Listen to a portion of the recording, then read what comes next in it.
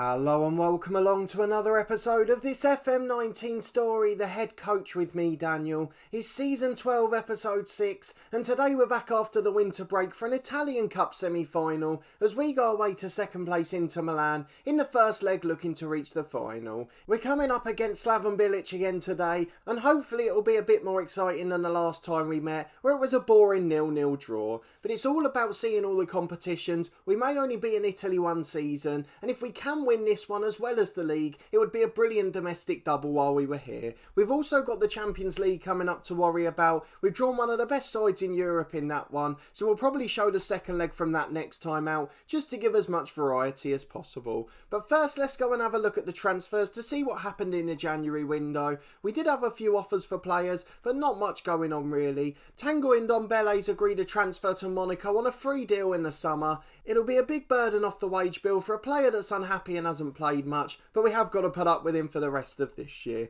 Diego Saavedra had some offers from Man City. Our director of football kept rejecting them, so we assumed that he wasn't happy with the bids, although 45 million looks a decent sum of money. If we go to the transfer history though, you'll probably not be surprised to know there were no signings coming in whatsoever, and just the one player left the club, a 17-year-old Gabriel Racchini, a young left winger who's not got the greatest potential. He went for about £500,000 with loads of add-ons to Lazio. Then more importantly, let's go and have a look at the schedule. That's the bit we're really worried about, and we still maintain our record of having never lost a game since taking charge of Napoli. We've been absolutely fantastic, and since the last episode against Juventus, we've won every single league game as well. So we followed it up with a 1-0 win against Bologna, Ismail Assar with the early goal. The lads were still getting back to fitness in attacking positions. They weren't quite match fit, and we can understand why it wasn't our best performance. Then a 0-0 draw from our reserves away to Red Star, which was enough in the end to top the group, as PSV and Benfica drew their last game as well. 2 0-0 draws to finish off our group. We returned to more convincing ways in front of goal with a 3-0 win at home to Lazio.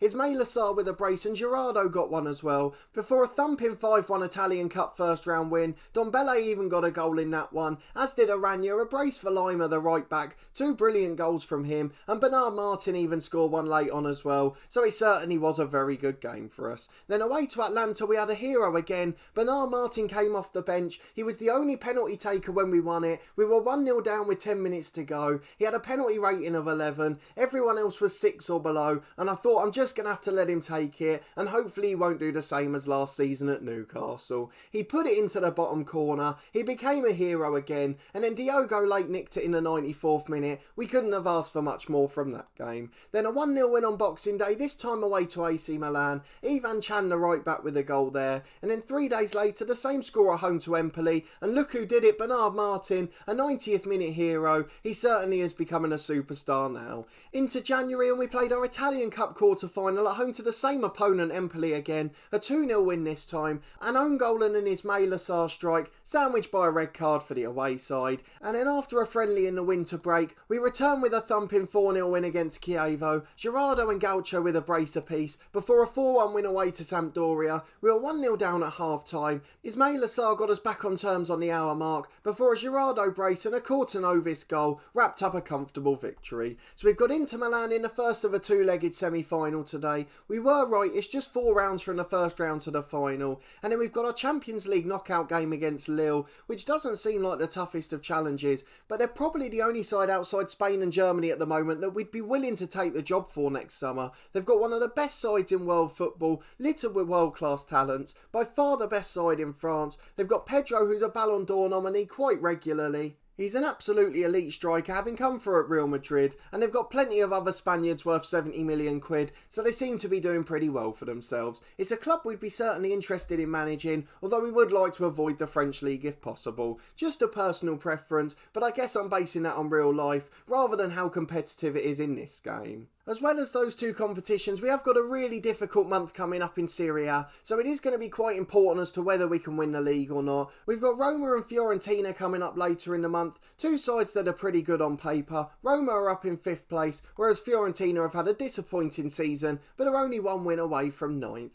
We are 3 points clear with a game in hand, and maintain our unbeaten record at the moment, but that could all change in the Cup today, as we may lose our first game at the club. But let's go and have a look at our lineup to see who's on the team team sheet today. We want to see who's favourites for this one. It should be pretty close. Inter just about edging it with the bookies, but let's be honest, that's pretty much 50-50. They've got a couple of players doubtful, but not too many injury concerns. We haven't got any either, so we should both be at full strength. You can see in the other semi-final Roma are playing Lazio. It looks like Roma are going to get through. We're going as strong as we can for this game. We'll rest a few players in the league match at the weekend if we have to. We want to win as many competitions as possible, and we're very close to doing so in this one. So we've got Leonardo in goal, Chan and Vernier are the fullbacks with Leighton Diaz in the middle, La Rocca and Gomez in the holding role, Thiago Gaucho as the box-to-box midfielder, and then Brass and Sarr out wide, Gerardo up top. They're all match fit again now, and hopefully that will show today. We've got 12 substitutes as you'd expect. John Stone's dropping off the bench for Coppola in recent times. The youngster we're trying to get as much football as possible. He's now made 4 appearances in all competitions, yet to make his first start for the club though.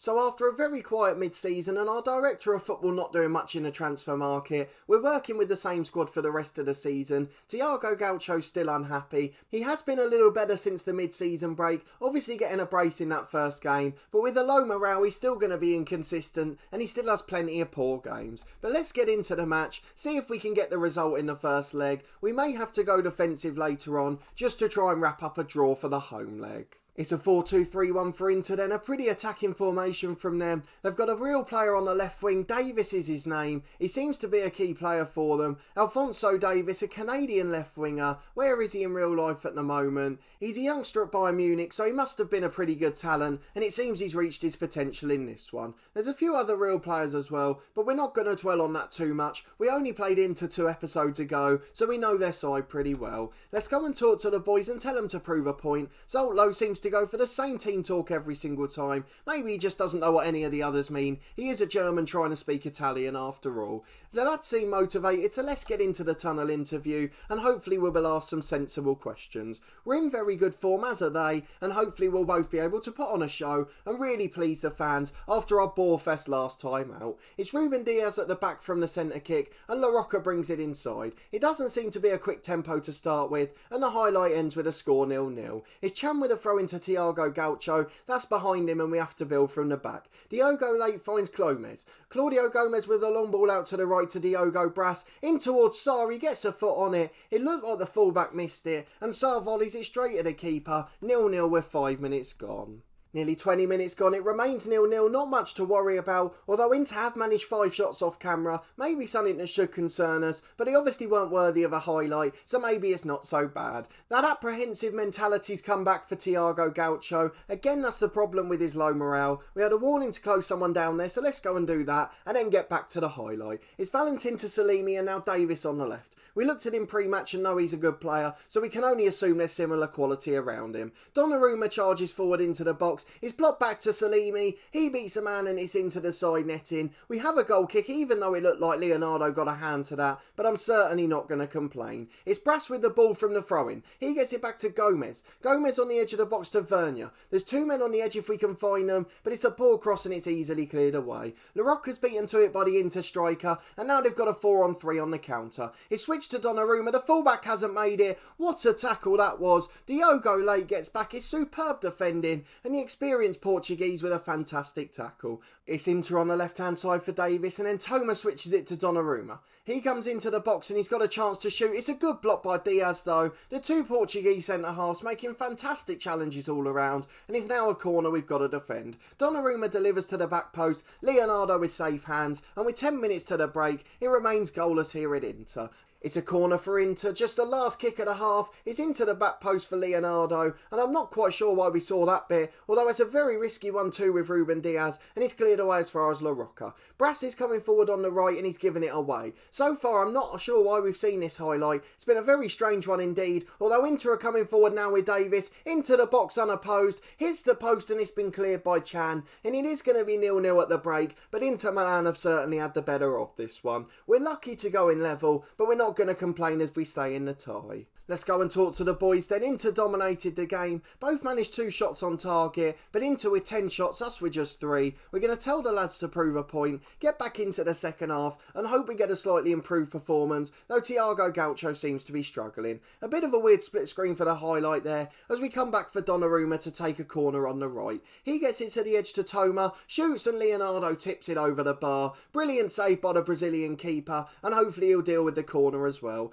Donnarumma to take again. We can't get done by the same ball twice. He's just cut it back to the edge and no one was closing down. Donnarumma now tries to deliver. It went back out to him, but it's a good block by the winger and it's just going to be a throw-in from the right. Donnarumma throws it in and La Rocca heads away. Falls for Markovic and now Toma. Inter continue to dominate and get shots away. Davis finds Salimi on the edge and it's blocked. Donnarumma in and that one's blocked as well. We're really putting our bodies on the line, but we look like Inter are the better side and we're going to have to do well to hang on in this one. We're back with Sarr, not even 10 minutes into the second half yet, although it does look like we're getting our first attack of the second period. Brass into Sarr, it's a brilliant save by the Inter keeper, and it's behind for a corner kick, an in-swinger to be taken by Brass. He's going to deliver it, there's 2 men at the back post, but it's headed away by Inter, and it's back into the danger zone again. Markovic hacks it away. An hour gone, it remains goalless, but we have finally started to create some chances. 20 minutes gone, we've not seen much else, so we are going to make some changes now. It looks like I'm going to be boring you with a 0-0 for the 3rd time in a row. I can only apologise and tell you this is Italian football. I'm embracing my pragmatic side this season and we are going to make sure we get a result here to put us in pole position at home where we've been really strong to get our place in the final.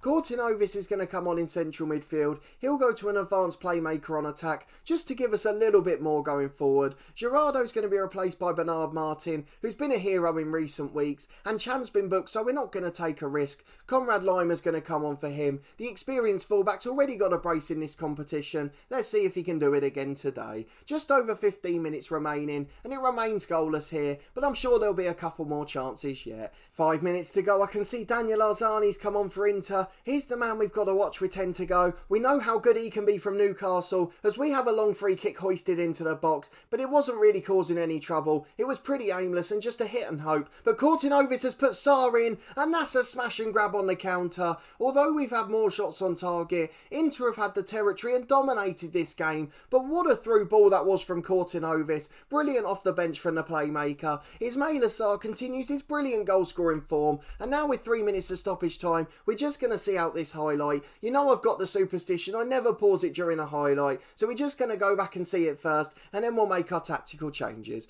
Courtinovis has got a man over on the left, he finds Vernier. Courtinovis again to La Rocca, inside to the midfielder for the 3rd time. Now Brass on the right hand side, back to Lima. The sub right back delivers, it's blocked for a corner, and now we will make our tactical tweaks. If we go to the team instructions, we're going to time waste all the time, slow the tempo down a little bit. We want to be more disciplined too. In transition, we're going to slow it down and hold our shape. We are still going to press when we lose possession, but when we win it back, we just want to keep the ball as long as possible. We're not going to prevent short goalkeeper distribution, we only want to press once it gets to the defence. Let's get back into the game with those tweaks made and see how long we can drag out a corner for. I'm not sure who's taking it there. It is still Brass on the right hand side, an outswinging delivery from him, and he's taking as long as he possibly can, although no one's come short, something that really annoys me in FM. You never get to see a short corner, even when you're trying to time waste. It's Diogo late with a big header away at the back, and even if Inter score now, it's not a disaster, though of course we'd rather keep our clean sheet. It's Arzani trying to run onto it, but Leonardo hacks away,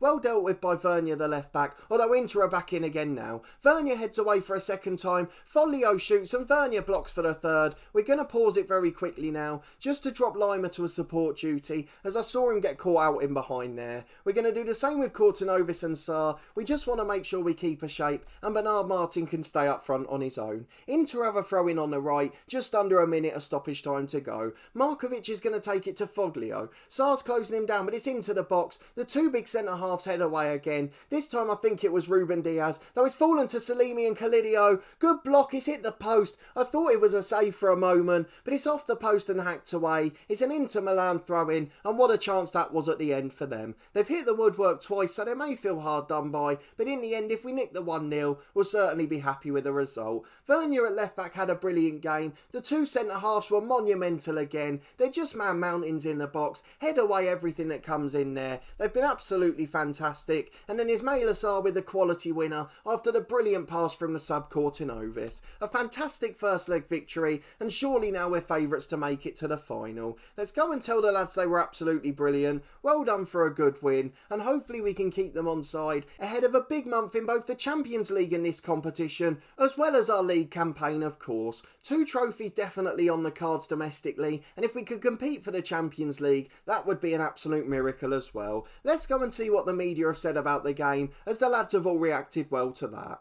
There's the confirmation then, we're on course for a Napoli v Roma final. We don't want to get too ahead of ourselves though, as Inter have certainly got the quality to overturn a 1-goal deficit. Even though they'll be away from home, they're a good expansive side when they want to be, and I'm sure they'll come out and attack us in that one. We were fortunate to beat Inter, we can't argue with that, but that one moment of quality made such a difference, and with 2 minutes to go it was the perfect time to score. Bilic was disappointed with his side. They were a bit poor defensively towards the end, but overall he should be pretty pleased with how they played. It's just a one-off bad night. Let's see what the question is from the media. Slaven's annoyed about the result. I've got no problem with him. Apparently we had a recent spat, not something I remember at all. So if we finish on the competition screen just to see how we're getting on, we're obviously in the last 16 of the Champions League, not a competition we expect to win this year. I don't think the Napoli squad's strong enough, but obviously if we can compete, that would be absolutely brilliant. We're playing against Lille, who I know reputation-wise you're probably thinking you should win that, but it really isn't that simple in this series. Lille are one of the best sides in the world, and as we saw when we met their squad a bit earlier, they've got loads of world-class talent. We've got the second leg coming up against Inter later this month. We're not going to show that on camera as it should be easy enough now. After winning the away leg 1-0, we're in a perfect position to make the final. We've got an important spell coming up in the league. We're going to be playing Roma, which could be a dress rehearsal for the final of the Italian Cup, and obviously with our 3-point lead, we want to try and stretch that out as much as possible. Hopefully Inter will be disheartened by today's result, and that'll make things a bit easier moving forward. But overall, this first season in Italy's going fantastically. If we could win the domestic double at the very least, that means that we'd certainly be able to move on in the summer, keep our reputation high, and make sure we've ticked off another country and our first bit of success abroad. Obviously the only time we left England before was for Northern Ireland, and although we reached a cup final in that one, as an underdog side we must admit, we were pretty poor in the league and obviously ended up getting sacked, something we don't want to be remembered for at the end of our career. So a success abroad is particularly important for me, and hopefully we can then tick off another country. Germany and Spain are the other two I'm really interested in, but obviously as I mentioned before, I wouldn't turn down a Lille job. So let's go and look at the schedule for when we'll next be back. I can tell you it's going to be the 6th of March, should be around the time of our youth intake as well, although obviously as this isn't a long-term career, it's not as important as our youth intakes at Torquay. Speaking of that series, we have got our youth intake from season 13 of that one coming up tomorrow, so I hope you'll go and check that one out as well. But we'll be back for the Lille game in the Champions League as we face one of the best sides in the world in the biggest competition in Europe. But if you did enjoy this episode and that brilliant smash and grab in the Italian Cup semi-final, please do put a thumbs up on the video. Let me know if you agree that we'll make it through to the final now, with the home leg coming up against Inter. And as you've seen the Lille squad and their star player, let me know if you think we'll sneak through. I really think it's going to be our hardest game of the season, but you never know with these lads. It's a winning mentality. We haven't lost a game since we joined the club. We're also of course in pole position in the league. We've got the big game coming up at the start of April. If we're both still doing well, we're at home to Inter, and that game will obviously be shown on camera. It is still our primary objective for the season, to come abroad and win the domestic title. We obviously thought it would take 2 years in Italy, particularly managing Napoli, but Juventus have really underperformed this year, and hopefully it'll be our time. The only slight disappointment in this episode is that we didn't get a fresh face in January, but we've got a pretty decent squad, and with Bernard Martin finally starting to perform, it's almost like having a new signing. Subscribe to the channel for daily FM19 content from my 2 long-term stories. This one, the head coach, and then our one club series with Torquay United, which as I mentioned before will be back tomorrow with our youth intake, as well as another big game from the Premier League. There's also 3 episodes a week from Cricket 19, the official game of the Ashes. We're currently playing through an England v Australia test match, and then we'll be starting our long-term career in a week or 2, so do go and check that out if you're a fan of other sports games. And we're also continuing our long-term Snooker 19 career, that's every Friday at 4:30. But a massive thanks for watching this one and your continued support with the series, and I hope to see you next time for another big episode from Napoli as we play in the knockout stages of the Champions League.